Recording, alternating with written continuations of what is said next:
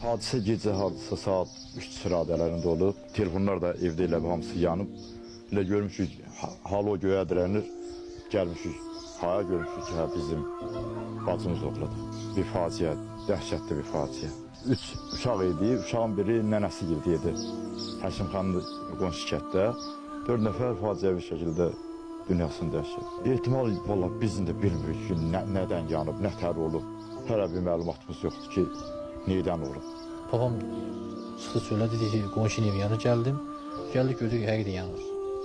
Anası ilə qardaşı çıxmışdıyız, düşmüşdü pəncərə tullanmışlardı, elə ki, əlimizdən bir şey gəlmədi. Qeyd edək ki, Sabirabadın Muğan Gəncəli kəndində ümumi sahəsi 240 kvadrat metr olan 2 mərtəbəli fərdi yaşayış evi yanıb. Hadisə zamanı 36 yaşlı Tural İmanov, onun həyat yoldaşı 23 yaşlı Safalı İmanova və övladları 5 yaşlı Osman bəy İmansoy və 1 yaşlı Esma İmansoy ölüb.